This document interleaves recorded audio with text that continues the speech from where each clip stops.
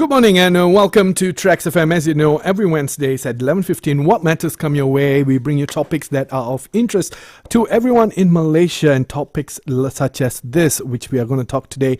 We are talking about nuclear energy, and in the studio today we have Yang Mulia Dato Dr. Raja Abdul Aziz Raja Adnan, the Principal Advisor of Nuclear eCEOs, and also Puan Saliza Jam, who is the Senior Manager of the Nuclear Unit at eCEOs as well.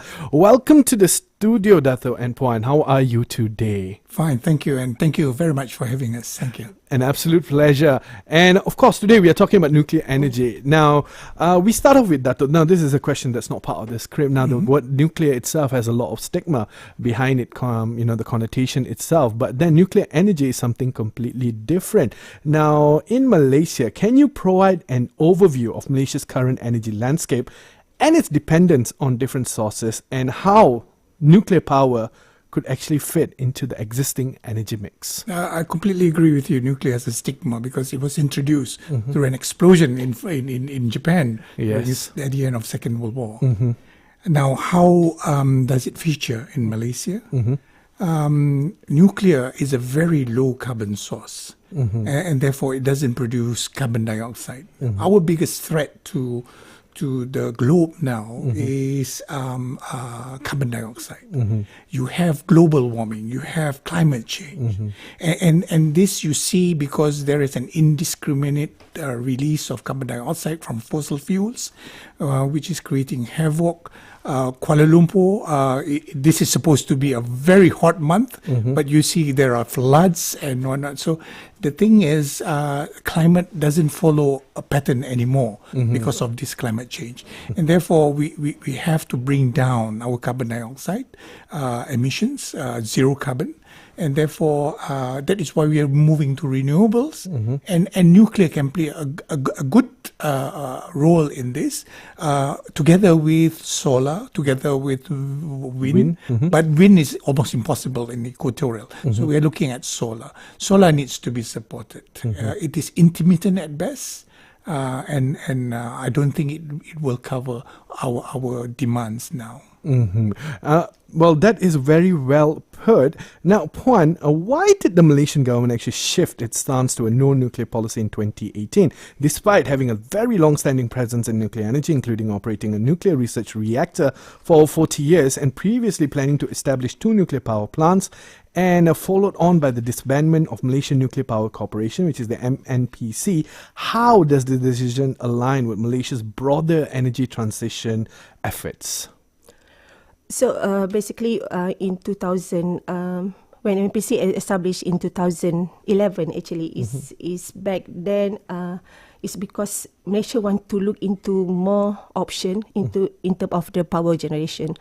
So at that time, that when MPC was established, is formed under the Prime Minister Department. So we are really small setup actually. It's about like 15 people of us. So I was part of it actually. Even Dato is also part of it. So at the time we done exactly a study to look into the possibility to embark for the nuclear power program in Malaysia. Actually, we're talking about like at that time it's about two unit for 1,000 gigawatt.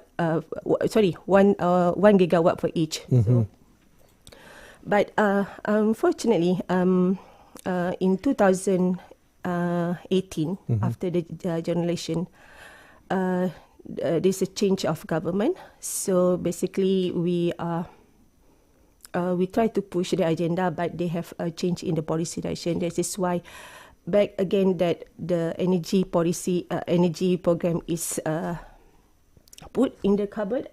I would say because previously when talking, because you mentioned that because we have a long 40 years in nuclear energy, we're talking about the non-power application.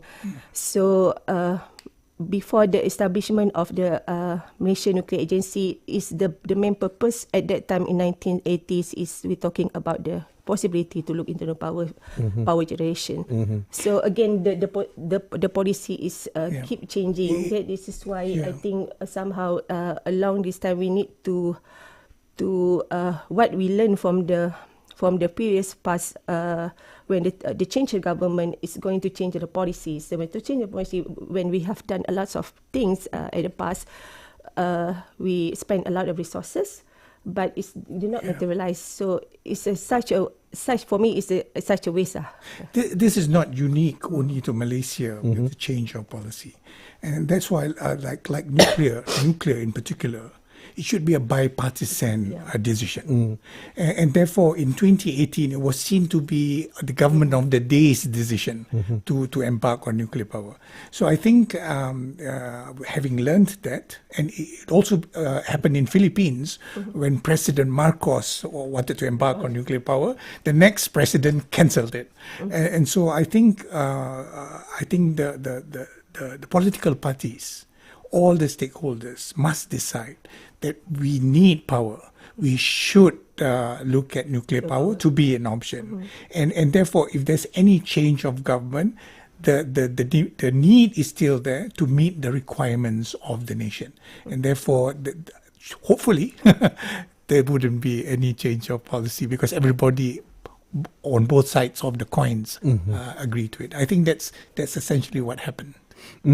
All right. And in light of Malaysia's, as you mentioned, rich renewable energy potential, including solar, wind and hydro resources, which is something that we are very much using right now, how does nuclear power complement these renewable energy sources in achieving a balanced and resilient energy mix for the nation's future energy needs? I think the most potential of renewable sources is hydro. But in the peninsula of Malaysia, for instance, or in this part of Malaysia, the hydro potential is all gone. It's finished. There are no dams to be built anymore. There isn't. But in Sarawak, maybe. But you would remember when they were building Bakun, there was a lot of sociological problems that came along with it.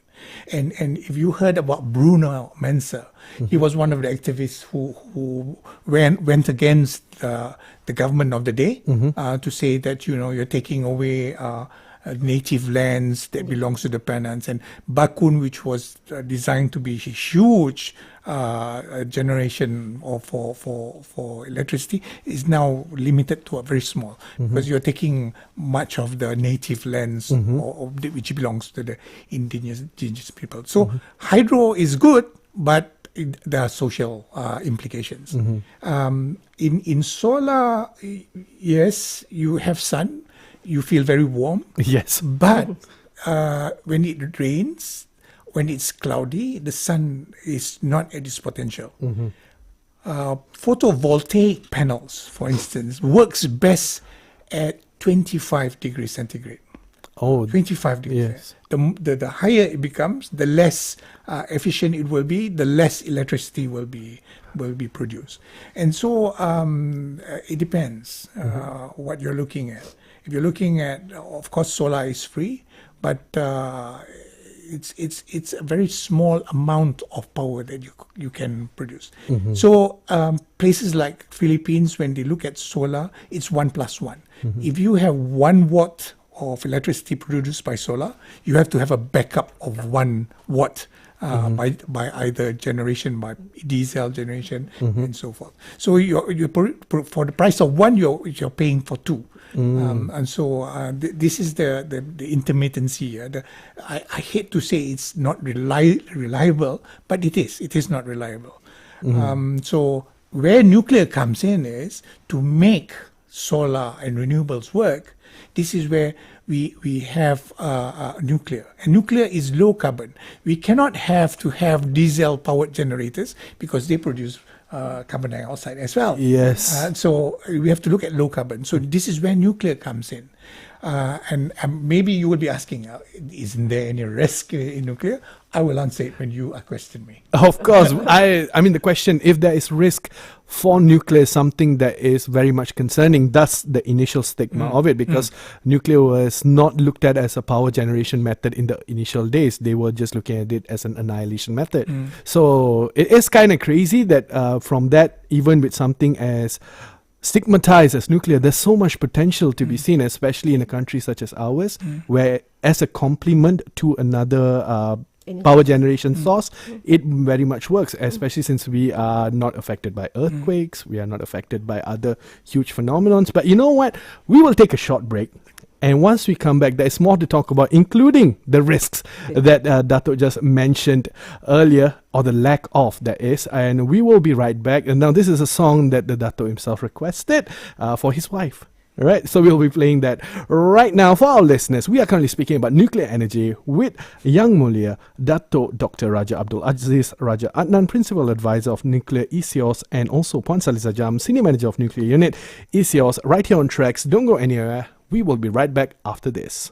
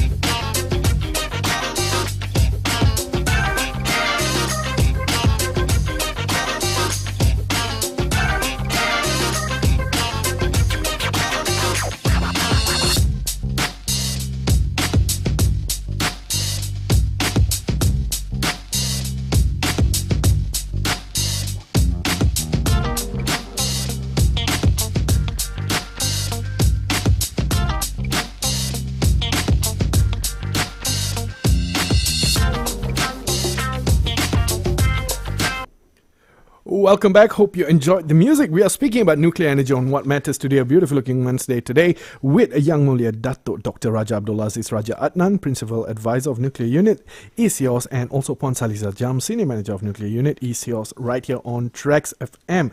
Dato, considering the advancements in nuclear technology as well as safety standards, what are some key considerations and best practices for Malaysia to ensure the safe and responsible deployment of nuclear power, while also addressing public concerns about risk and also building public trust in the technology itself?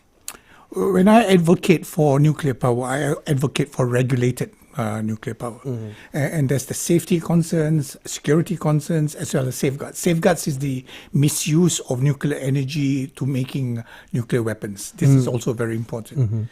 But I would like to address the issue of risk. No technology is without risk.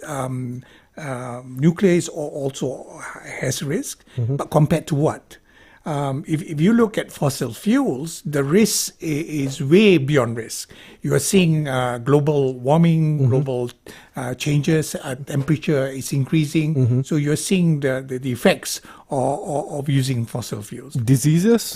Diseases. The higher the temperature is, then you will see that even the mosquitoes are migrating into the highlands because the temperature is much hotter, and people are becoming more prone to diseases which was not there at the very beginning, and so that's very important. But nonetheless, we had Fukushima, which was the latest. But if you look at Fukushima, people think that it killed many people. It's actually not nuclear energy that killed. It is the tsunami. It is the earthquake that killed 20,000 people. Nobody died because of the nuclear power. It's because reactors are now designed to have safety in place. It does not affect. The first thing that you do when there's a accident is you move the people away. And now everybody is coming back because we have deemed it safe, and people are coming back to populate back the areas that were evacuated. So nuclear power is one of the few technologies that has built in from cradle to grave safety features that put people first. Unlike fossil fuels like coal or gas or other things, where you just release the carbon dioxide into the air. So that's very important. So and plus reactors now they have very passive safety features, meaning to say you don't need to give you an example, you don't need a pump to pump the cooling water. Now they are designed so that if anything were to happen, the water that cools the reactor down will use gravity to just trickle down. So you don't need human intervention. It will cool itself down. So the reactors, the nuclear reactors are improving. Just to give you some perspective here, in Malaysia there is one research reactor, which people don't realize in Bangi. It is about 40 years old. If you visited it, the culture of maintenance is so high that if you look at the reactor, it looks as though it was built last week. Wow. It is in pristine. This is how a nuclear worker works. You know, they have safety, security in their mind, and they will do the maintenance. Not unlike many other technologies. Just to give you some perspective, the car industry in Malaysia, the roads in Malaysia kills about 16 people a day. You don't realize this. So is nuclear power more dangerous than a car? No. But do we get rid of the cars? No, we can't. We try to regulate the cars better, and people who drive the cars. Same like nuclear.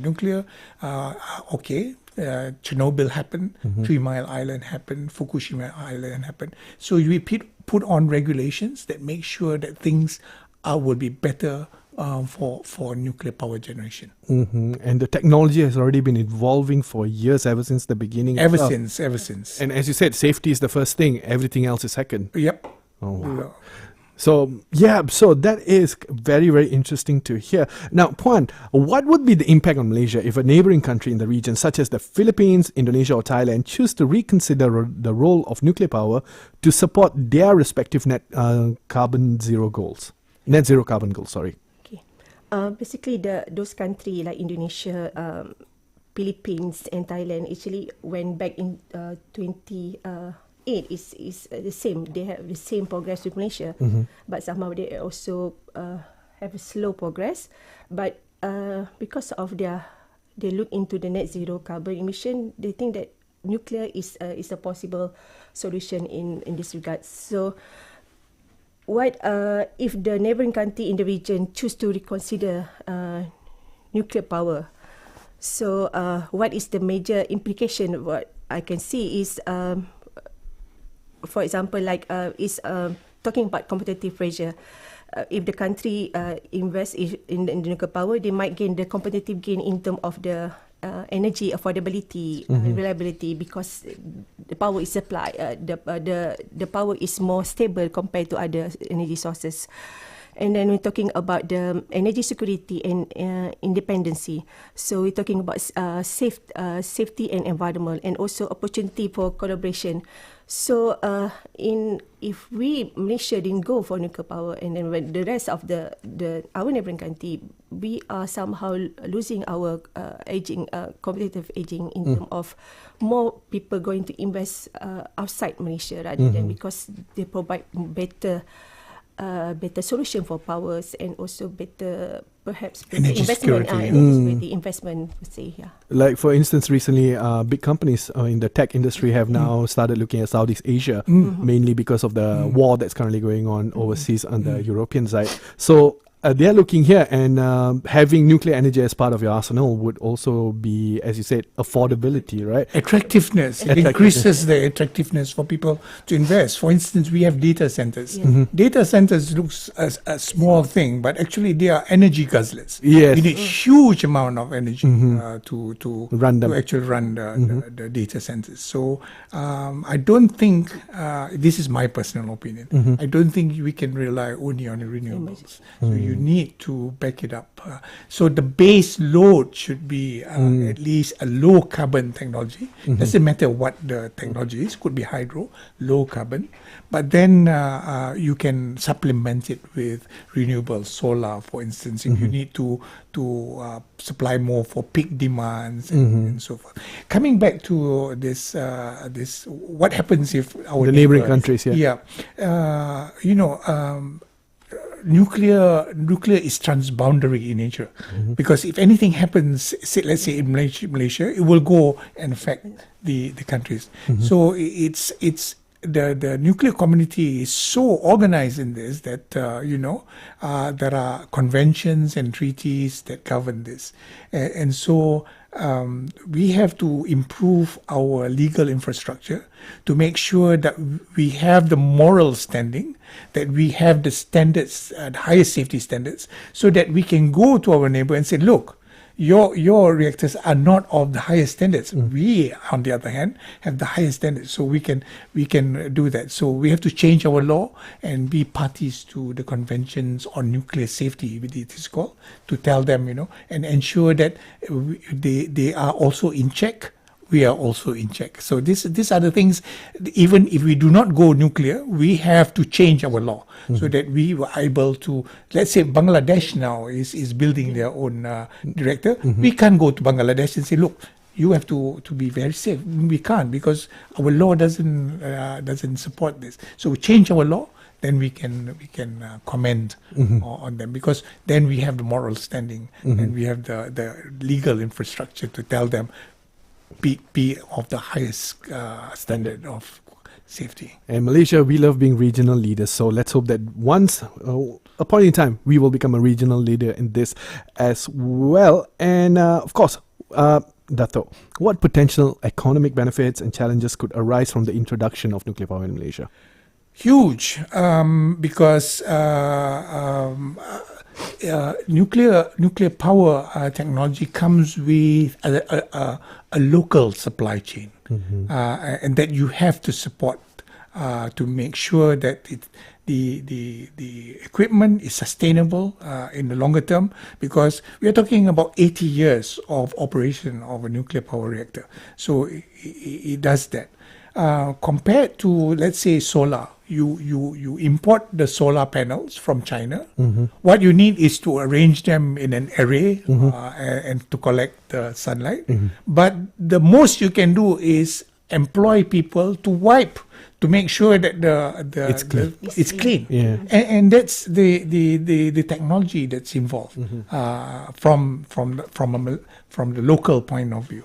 But in nuclear, no, you will generate other things to ensure that areas are monitored, that we have the highest standard of maintenance. A localized workforce. Yeah. Right, Small absolutely. estate And then of- we know also that the region is also going nuclear. Maybe we can be part of the supply chain into supporting that. So we are creating an industry towards that. So if you go back in history, we were farmers, and then maybe we produced some keris, some senjata, the weapons from brass. But then we went into rubber, where rubber you mix it with acid. So we're learning how to use acid, and then we go on to palm oil. Palm oil, you are heating the palm oil and distilling it. So you're playing with heat, and then we go on to oil and gas. We are managing heat, pressure, and so the level of Growth. safety, Yeah, and the level of knowledge to ensure that we can maintain such, it will grow. And once we go nuclear, it will be at the epitome of technology. We will be at the highest point where safety is of the greatest concern. And this is what we should be looking at. All right, very well said, Dato. Puan, which international collaborations or partnerships could Malaysia explore to strengthen its nuclear capabilities and promote the responsible use of nuclear energy? Basically, there is numbers of potential avenues. Right now, actually, Malaysia is already a member of the International Atomic Energy Agency, which is based in Vienna. So actually, when we talk about nuclear, when Malaysia wants to explore on the nuclear power, so we can leverage on that platform itself. So because the IAEA itself is provide such a numbers of so-called knowledge sharings and the expert mission, talking about expert mission trainings and so on. So probably under avenue that we can explore, probably we can be a party to the World Association of Nuclear Operators. So we can engage with the global nuclear operators, and then we're talking about we learn about lessons learned and best practice from the other nuclear operators, for instance.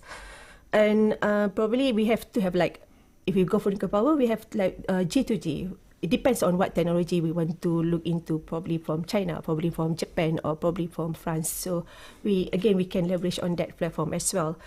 So another is we look into the more on the well-established institute, university, research institute collaboration that we can,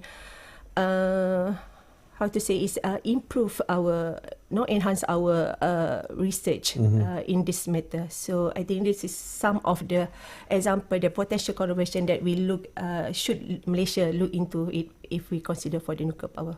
Yes.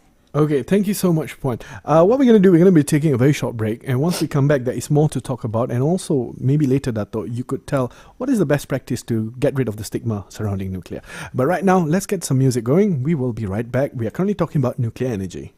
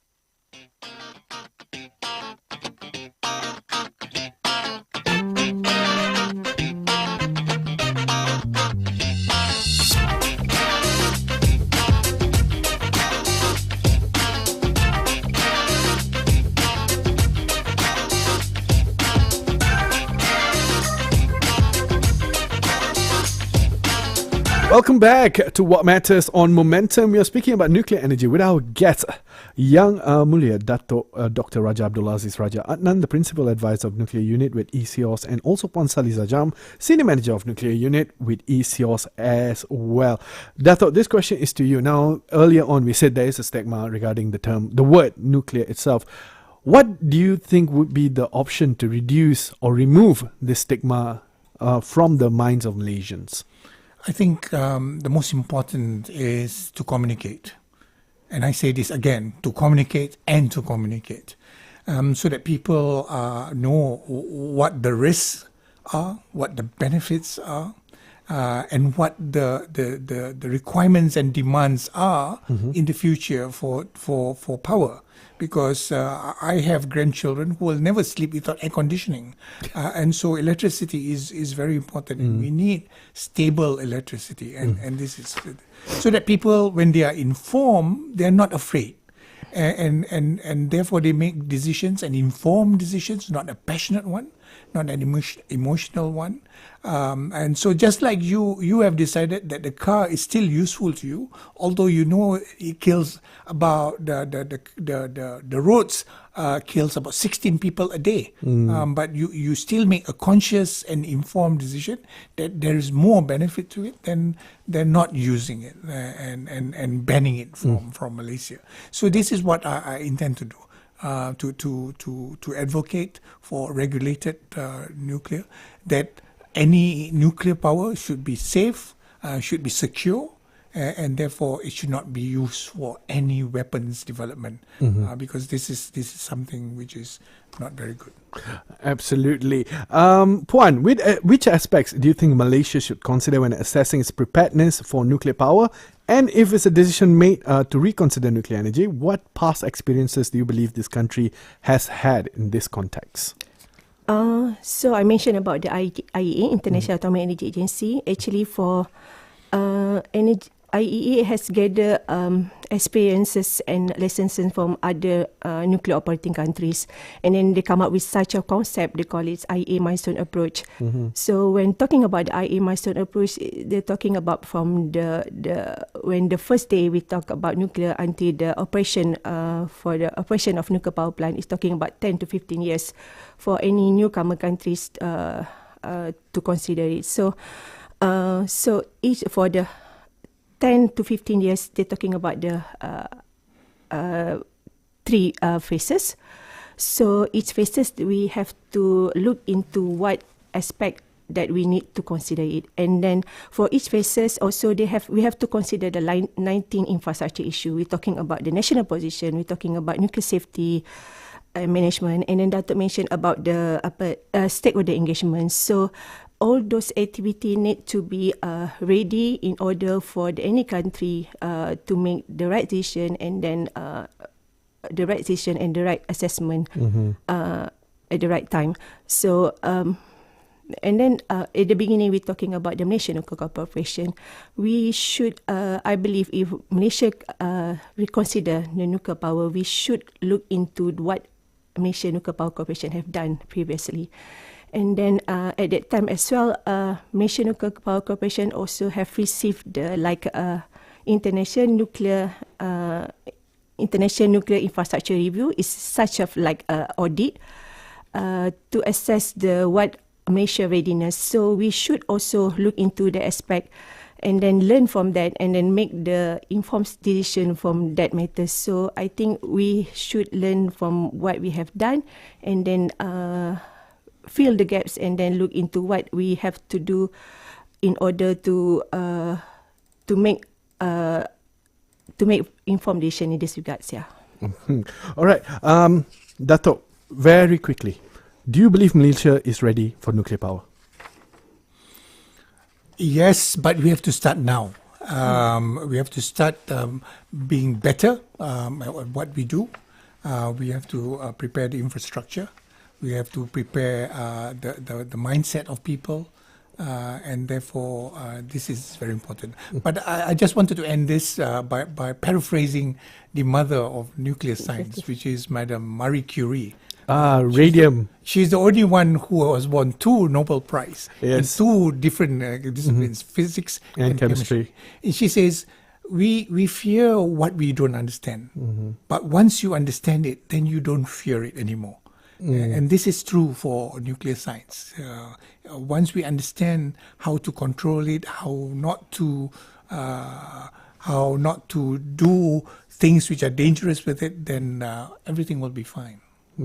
Radioactivity is around us all day. Absolutely, Yeah. that's natural radioactivity. If you have a watch with bioluminescence, yes, that is slightly radioactive as well. Yes. So yeah, I think as you said, if you don't understand it, we fear it. Yeah. Yeah. Okay.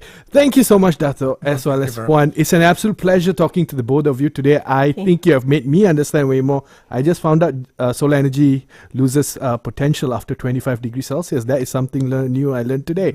Thank you so much. We hope to have you again in the future, and let's talk more about this in the future as Thank well. you. Thank you. Thank you you so all. much.